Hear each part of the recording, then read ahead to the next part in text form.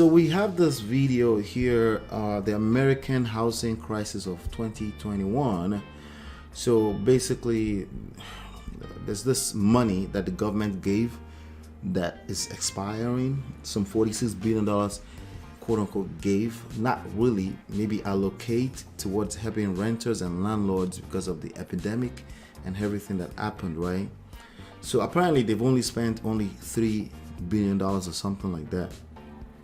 But the reason why I find this fascinating, again, these videos, they come on my radar, I watch them, a little bit of them, then I have some insights that I feel like I can share with you, right? The American housing crisis, is it really American housing crisis, or is really the epidemic? What is going on exactly? Well, if you know anything, personally, in my personal opinion, I still feel like the fundamentals of this economy is still solid, personally. And why? Because everyone is in the same problem. Everyone is in the same boat, right? And if everyone is in the same boat, then basically it cancels each other out. So if each individual in the economy have the same problems, you're not, like, that's the same thing people would tell you when they say you're not alone. If you're not alone, you can find other people to relate to, then you don't really have an active problem, right? So that doesn't mean people don't have their personal problems that affect them individually. That's not what I'm saying. I'm just talking from a overhead, high level umbrella standpoint, right? The epidemic affected everyone, right? Affected their money, their health, wealth building for the whole nation, not just the nation, but even worldwide, right?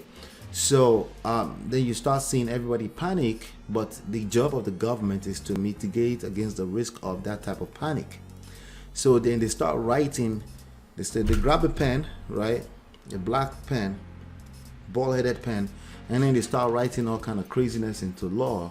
And then people that don't know any better, they make you feel like they're doing you a favor. So they say, hey, $46 billion to help landlords and to help renters, right? So now, I guess the eviction notices are kicking in. By the way, eviction notices don't always mean people are going to be evicted. That's not what it means. It just means it's documented that you may be evicted. But does the landlord really want to start evicting people? Yes, it's possible someone can get evicted. But it's also likely that you can work out situations with your landlord or your apartment where you live or anything like that. So it's not as much of an emergency as the media will make it sound. But that besides the point. The point here is that some $46 billion was written aside to help landlords and renters. And in spite of $46 billion written on paper somewhere that this is allocated to these people, now people are starting, there's a rise in eviction everywhere, right? Because all those late payments, people lost their job, people try to fit in between, people are running out of unemployment insurances, all those kind of things are kicking in right now, so people are losing money, right? Or people are getting backed up, right? So the eviction, so not only so the people, the renters already lost money, that's why they don't have money to pay, but now the landlords are going to lose money, potentially losing their property. So when you have situations like that, it makes it to the news, and then everyone starts to panic all over again. Now let me be clear, the panic affects your money, affects your dollar value, okay, right? In addition to that, every time they write or quote unquote print money like this, it affects the value of your dollar in your pocket. Like I said, we're all in the same boat, right? So there are quite a few other factors that you can affect, that you have the power over, that you can control. There are a few things you can control. You can't control a lot of things, but you can control some things, right? And some of the things you can control is your mindset, your, like I was saying earlier, your entitlement level meter, right? This government, they're doing what they're supposed. We're in a first world country. If you're in the United States, this is a first world problem, okay? You're printing this money, understand it's affecting your money, but it's not just your money that's affecting, it's affecting everybody's money. So in the grand scheme of things, it's not really much of a big deal for you to worry about. It's more so a big deal for maybe the generations to come, right? But even that part, you also have control over that, depending on how you make financial decisions right now, starting from your active income, right? Starting for active income. The next is what you do with the money you're making. Are you buying Lamborghinis? Are you monitoring how much taxes you're paying? Are you monitoring how you can leverage certain types of insurance, life insurance opportunities, investment opportunities in your favor, right? Are you leveraging certain ways that money can multiply faster in your favor? There are different layers of compounding your money. Are you paying attention to those kind of things, right? Or are you paying attention to compounding money and you don't even know how to make active income yet? That's another level of problem entirely, right? So you don't really have $100,000 to invest, but you're learning investment strategies that's designed for people that have $100,000 on the side that they don't have. See, all of these different things, the position where you are personally as a person vary from people to people, right? So you can't compare yourself to other people.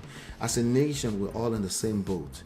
As far as this $46 billion or any numbers that the media is putting on the news like this, I want you to try your best to not pay too much mind to it besides educating yourself, right? Because again, it's so high level.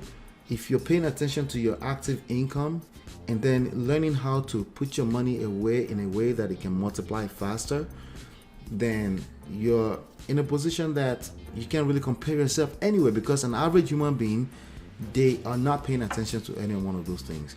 An average person right now is sitting right next to CNN as we're talking right now, and they're regurgitating the same news over and over. They're experiencing panic attacks and all these different things, and it's not their fault. It's not a matter of fault. As a matter of fact, it's not right and wrong. It's just what it is. But if you know better, you understand that what you feed into your body, as far as what you feed into your mind, into your heart, affects your outcome indirectly or directly. Then you understand that any little elements like this $46 billion news is just one piece that really doesn't really affect you. What affects you right now today is where you are. Identify where you are right now today and see what you can do about that, right? And then the next best move is the next move. That's it, okay? You don't want to worry about 10 moves from now. You don't want to worry about in the past. The very source of pain and suffering for a lot of people is obsession over the past and the future. And I'm talking about obsession. I'm not talking about planning for the future. I'm talking about overly obsessing over what ifs. What if everything goes wrong, right? Most people don't talk about what if everything goes right, right? So I'm not saying you should think everything should go right. You should absolutely prepare for the worst, but also be optimistic. And there's a balancing spot between that where I want you to start paying attention to. Okay, I want you to look at where am I right now today. I'm not talking about you. If you're in an emergency room and you're dealing with health issues, at that point I have to pray for you and my prayers are with you. That's not what I'm talking about. I'm talking about you're breathing well, you can walk, you have enough functionalities of your body to function, you have support system, a little bit of family here and there, not everyone, but just somebody that just loves you, right? You have that, then there's absolutely nothing you can make an excuse that you can't turn into an opportunity to build. Again, we have choices, right? You can make it an opportunity, or you can turn it to an excuse, right? But here's one thing that I always agree with, okay? You cannot make excuses and money at the same time. You have to pick one, right?